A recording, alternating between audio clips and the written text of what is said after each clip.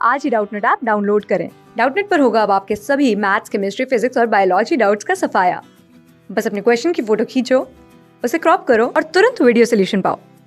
Download now. Hello friends, यहाँ पे हमें प्रश्न दिया हुआ है कि खारे पानी से पानी और नमक दोनों प्राप्त करने के लिए जो कि यहाँ पे क्रिस्टलीकरण, आसवन, जमना या वाष्पीकरण, किसका जो कि यहाँ पे प्रयोग जो कि होगा। तो देखिए, खारे पानी से क्या है, पानी और नमक दोनों जो है प्राप्त करना।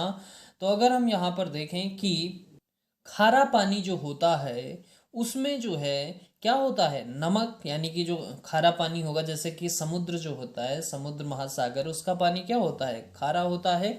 तो अगर हम देखें कि जो समुद्र है, समुद्र का जल, समुद्र या महासागर, जो कि समुद्र व महासागर जो है उनका जल जो है क्या होता है, खारा होता है।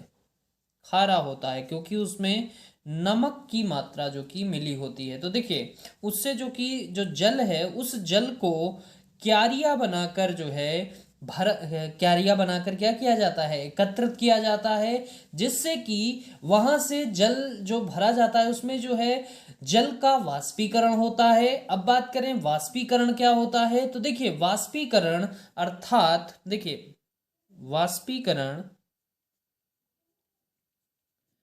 वाष्पीकरण यानी कि जल जो है, जल क्या है, द्रव्य है।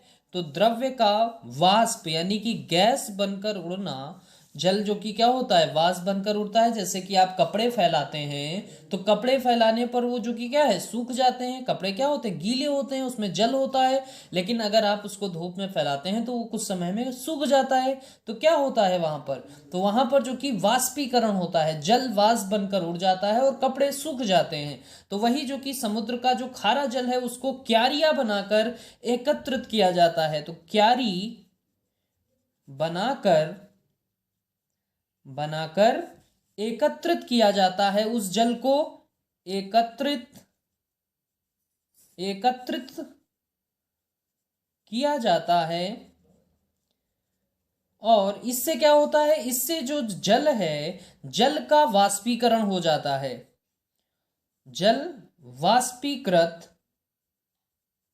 वाष्पीकृत होता है और वहां से नमक जो कि हमें प्राप्त हो जाता है, नमक जो कि अलग हो जाता है। तो यहाँ से पानी और नमक दोनों ही अलग हो जाते हैं। अब बात करें यहाँ से हमें पानी कैसे प्राप्त होता है। देखिए, ये जल क्या है, वाष्पीकृत होगा, वाष्प बनेगा, जल वाष्प बनाएगा, और वही जो कि वापस जो है वर्षा के रूप में वापस जो कि समुद्र में ही जाता है, क्योंकि जो जल है वो नदी नाले आदि में जाएगा और वहां से जो कि निकल कर वो जाता कहाँ पे है, समुद्र में एकत्रित जो जल है, क्योंकि जितना सोखना होगा धरती को सोखेगी, बाकी का जल कहाँ जाता है, बह के समुद्र में ही। तो यहाँ पर अगर हम देखें कि इसका जो सही उत्तर होगा वो हो जाएगा वाष्पीकरण। वहीं बात करें क्रिस्टलीकरण की, तो क्रिस्टलीकरण दिया हुआ है पहला विकल्प। तो क्रिस्टलीकरण यह विधि ठोस पदार्थों को शुद्ध करने में इसका उपयोग किया जाता है। इसके द्वारा क्रिस्टल के रूप में शुद्ध ठोस को विलयन से पृथक किया जाता है। तो यहाँ पे ये नहीं हो सकता। इसको जो कि इसके आगे जो है शुद्ध करने में, यानी कि अगर नमक जो कि उसमें जब वाष्पीकरण हुआ तो कुछ जो कि उसमें घुली हुई मात्रा होगी अगर, तो उसको जो कि शुद्ध करने में आगे कर सकते हैं। वहीं आसवन जो की बात करें तो आसवन जो है, इसको जो है अगर आप तालाब आदि का पानी लेते हैं तो उसमें जो जल है उसमें धूल, मिट्टी, रेत आदि के कण होंगे। तो वो जो है अगर थोड़े समय के लिए आप रखते हैं तो वो जो कि वहाँ पे धूल मिट्टी आदि के कण वो जो है पेंदी में बैठ जाते हैं और ऊपर का जल स्वच्छ हो जाता है, तो उसको हम किसी अर्पात में निकाल लेते हैं। तो वही जो कि आसवन जो कि होता है। और जमुना, तो जमुना जो कि इससे भी हम नहीं कर सकते, अर्थात यहाँ से जो इस प्रश्न का सही उत्तर हो जाएगा वो हो जाएगा आंसर जो है चौथा विकल्प, वाष्पीकरण। तो वाष्पीकरण जो है वो जो कि यहां से इसका बिल्कुल सही उत्तर होगा। Thank you. क्लास 6 से 12 से लेके नीट, IIT, जेई मेंस और एडवांस के लेवल तक 10 मिलियन से ज्यादा स्टूडेंट्स का भरोसा। आज ही डाउनलोड करें डाउटनेट ऐप या व्हाट्सएप कीजिए अपने डाउट्स 8400 400 400 पर।